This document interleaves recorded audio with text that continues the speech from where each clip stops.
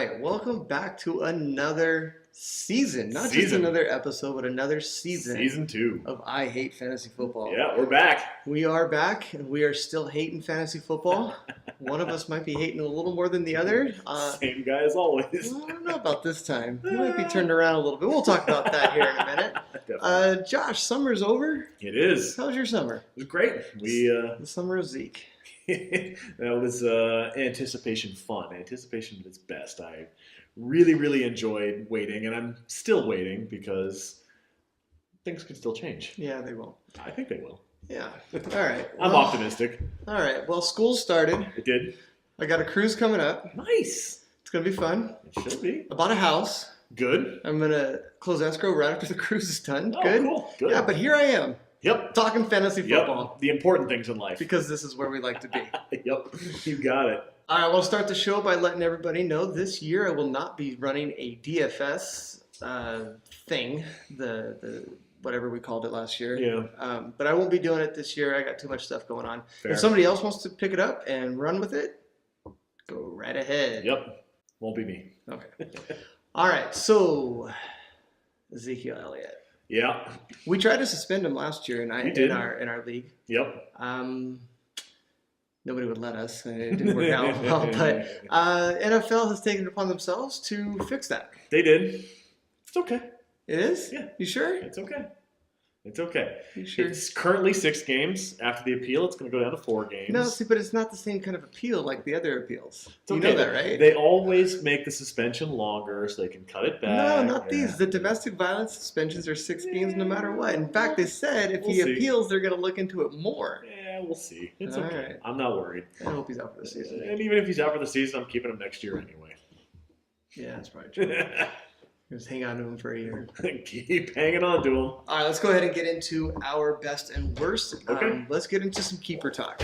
Great. Let's do it. Best and worst keepers. Okay. Let's start with the best single keeper, the one guy that was kept in the best position or the best guy or whatever you might think it is. Lots to choose from. A lot of guys kept a lot of good players. Yep. What do you think? Who's the best? So at the top of my list, it has to be David Johnson on Ryan's team. Wow. Round What a 13. coincidence. Yeah, I got the same guy. He's probably the number 1 or number 2 overall player, depending on what your rankings say, and he's a 13th rounder. Now it's obviously not surprising, and we knew Ryan wasn't going to trade off of him because his whole stance last year was building for this year with him. So you know what's crazy about that? What's that? He had Bell. He did. He could have had every other redraft would be the first 2 guys drafted. He could have had those guys on his team. But guess who has Bell now? But he has a 2nd round pick. He does. The best round in our draft. It's full of potential. Potential in both directions. I do want to point out, is it Michael Thomas, right, from the Saints that Lisa has in the 15th round. He's a consensus 2nd round pick, basically in all redraft leagues. And he's going into his 2nd year with Drew Brees. You would think that he's going to establish a higher level of rapport with Brees and should come off that fantastic rookie season with a big 2nd season. So he's definitely up there. He's taking Brandon Cook's place over there in potentially. I think he's probably closer to a Marquise Colston type player, but maybe with a little bit more upside. And he's young, so we'll see. But I think that's another one that at least needs to be mentioned. Is good pick. Is Thomas in the 15th round. All right, your worst keeper. Now, there weren't a lot to choose from. I did look through the list, and I saw a couple that I don't know that I would have kept them. But there wasn't a lot of those. But who do you think? Well, there aren't a lot generally because we're keeping the higher end players. But so when you consider the worst, you also have to consider the value of where this player was kept at. And so because of that, for me, I think it has to be Jeff with Drew Brees. Okay. Brees is being kept in the 2nd round this year. And, he's a great quarterback, and he's probably going to finish in the top 5 of quarterbacks, and he has consistently. But as a 2nd round pick, I had him ranked, I think number 43 overall in a redraft league, which would put him in a 10-team league, a 4th rounder. So I think Jeff kind of, is paying too high of a price. But with all our keepers that we've got, it'd push him up a round at least. Maybe, but, also quarterback's pretty deep. So I just don't think the value is great there. The other one that I was a little intrigued by was Kevin keeping Stephon Diggs at as a ninth rounder, and I have him ranked at number 72. It's fine. He's, I think, a third-year wide receiver, and Third-year breakout. maybe potentially could break out. But I just think that he's just kind of a guy too. So with Sam Bradford throwing him the ball, I don't know that there's a huge upside there. I mean, it's a ninth round pick, so I mean, it's not like it's earth shattering or super expensive. But I just think there were better options for I him. remember when he sent me that, I questioned him, and he said, "Oh no, it's just high upside guy, late rounds." He was good with He it. might be right, and if he's right, maybe that's what elevates him into the playoffs and beyond. We'll see. All right, my worst overall, just one single keeper, has to be DeAndre Hopkins. I know that he's supposed to be good. I know that he goes high in redraft Sure. leagues, but man, I had him on a team last year, and he just burned me. And I think he's just dead to me. He was terrible last He year. was actually the number 36 wide receiver Yep. overall. Yep. He had 10 games where he had less than double-digit fantasy points, so 9 points or less.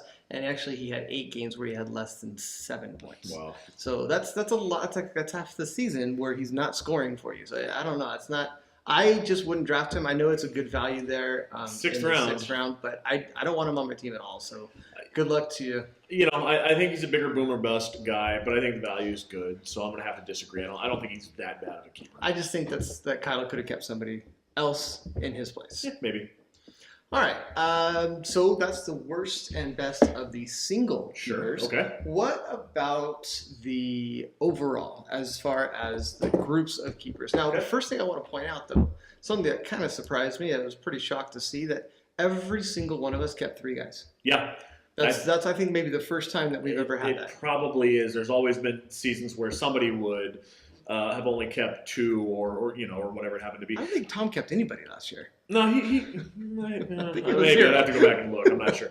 But, I think what kind of spurred that on, though, was also the flurry of trades that kind of went down in the last week or two. So because of that, Thanks, Wahlberg. the traded players have to be kept. And so there was a lot of value out there.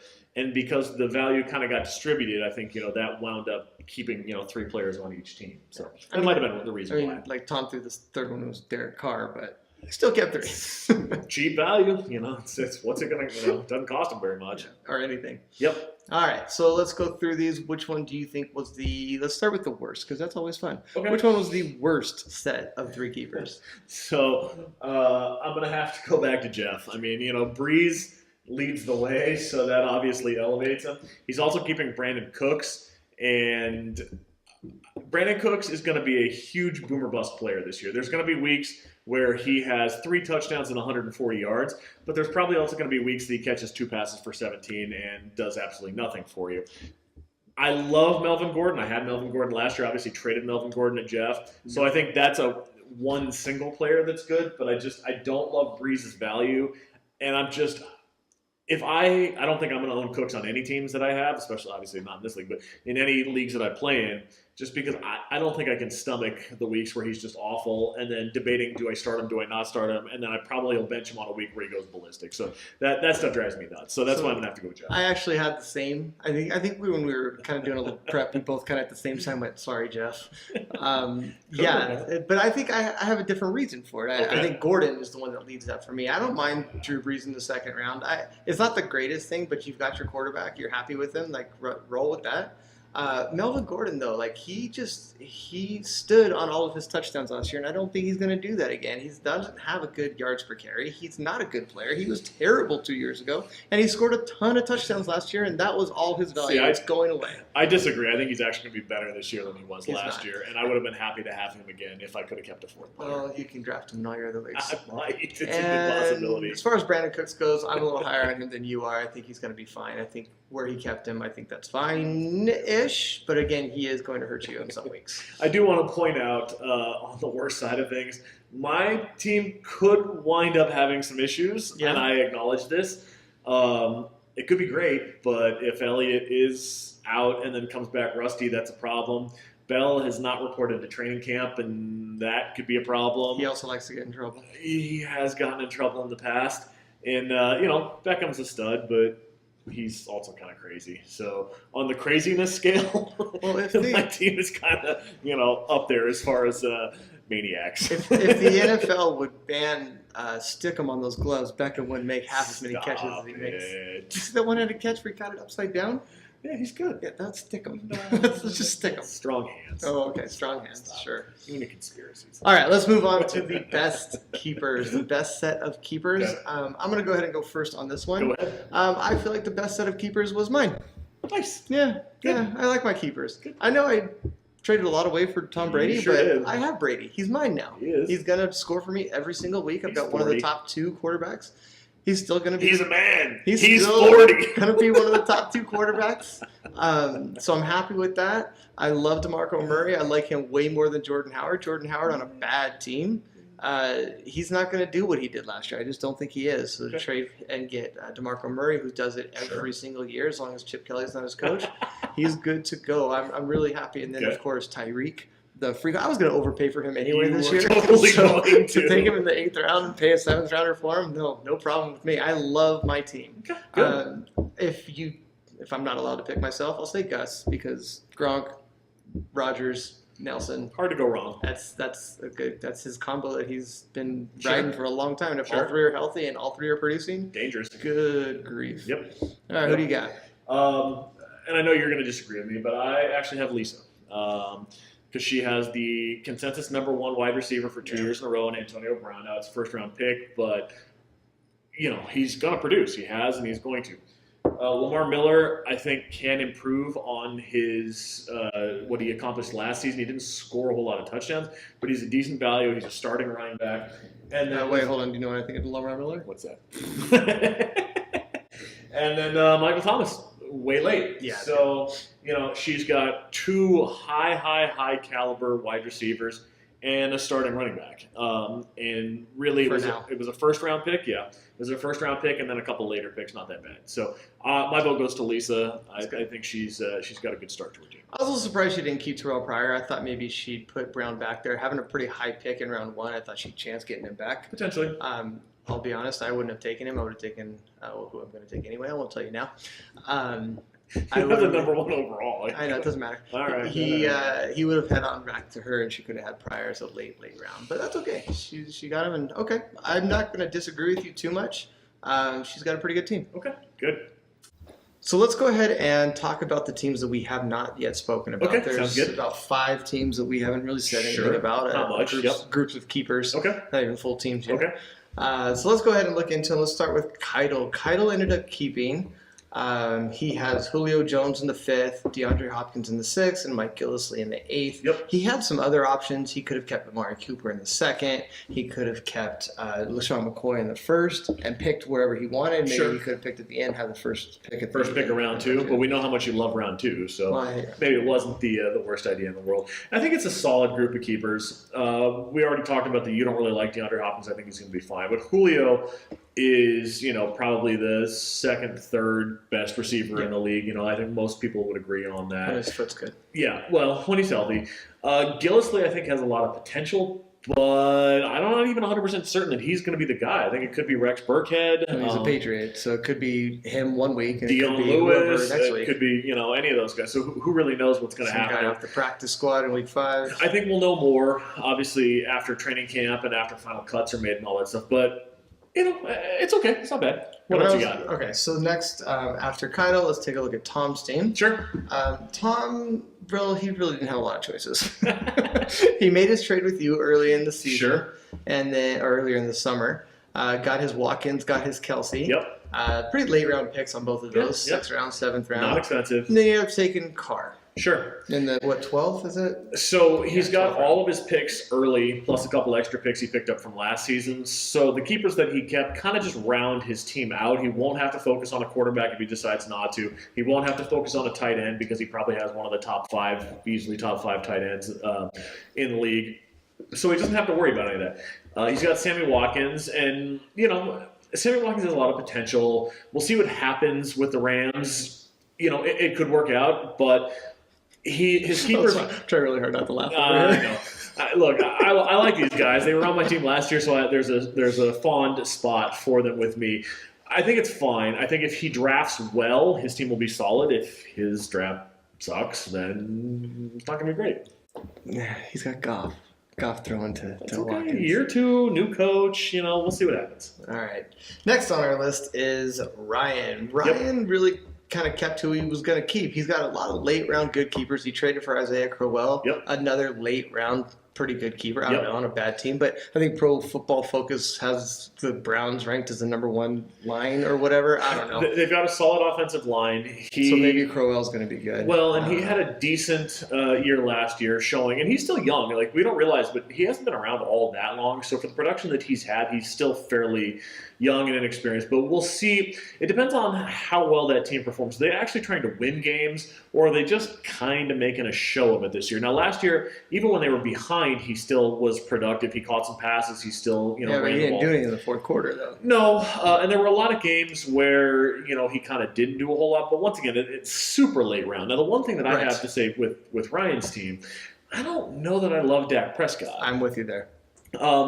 Obviously, I've been following the Ezekiel Elliott thing a whole lot. So I wonder, with no Elliott to do play action with, is Dak going to be as efficient and effective as he was last year? Now, he could take a step forward because this is year 2. He can be a little bit more familiar. He's still very athletic. He still has other weapons. We'll see. Or he could regress. It could have been a fluke. Right. This is one of those wait and see things. Now, once again, he's not investing a whole lot, and he has all of his early picks. So once again, if he drafts well early, then he's just going to use the rest of the players to solidify what his roster looks like. And there's always other quarterbacks available. But I think Dak might be one of those guys that's a better real life quarterback than fantasy quarterback. That potentially could be. Yep. All right, next on our list is Kevin. Kevin had a lot of choices, actually.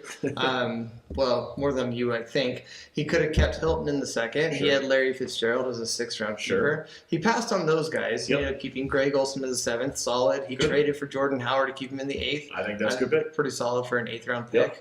I would have kept him if I didn't trade him away.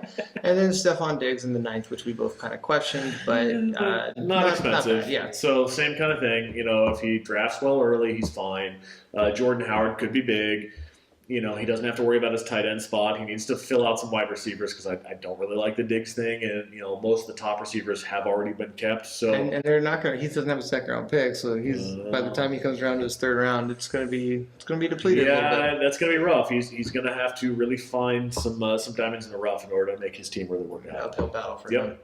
All right, and our last one that we haven't spoken about yet, we want to talk quickly about Jordan Wahlberger. Sure. Oh, he's still just Jordan, right? He's lost Jordan. That yet? Nope. Okay, so we'll see what happens this year. we'll But right now, he's still Jordan. I want to talk about Jordan. So Jordan had a lot of options, and what he actually ended up doing is trading away most of his options. He did, and he did the same thing last year. He's not proven as a wheeler and dealer. He's been able to recover very good value for players that he wasn't going to keep, and then find other players that he didn't want to keep. So I don't want to give any insider knowledge or anything, but I do know that at one point Jordan had 3 deals on the table at one time. And I know that 2 people are pretty upset with him. They didn't take the deal. See, maybe that's the opposite of me. I kind of just took the first offer that I got and said, "Here you go, have a good time with it." So so he takes Mike Evans in the 1st. He's got Devontae Freeman in the 3rd, and he's got J.J., whom he traded for in the 10th round. He also had Reed as an option in the 3rd round, which I think he's going to draft again. So someone want to pick him up before the 3rd round? You can. Please do. He's hurt. Well, he's good. He's just hurt all the time. But every one of these players that we've talked about is hurt at some point or another. But Reed is consistently hurt. They all are consistently hurt. Give me a break. Not Tom Brady, right? No, Tom Brady actually is never hurt, except for the time when he hurt his knee and the time when he deflated footballs. He wasn't hurt. He wasn't hurt, but his feelings were hurt. All right, so that's kind of everybody. I think that's about it. All right, so we're looking forward to a wonderful draft coming up on Sunday. Yep, it will be wonderful for me. I hope to see all of you there, whether you're on screen or in person. All right, so I look forward to seeing 8 of you there. We will see you guys at the draft. See you next time. Bye.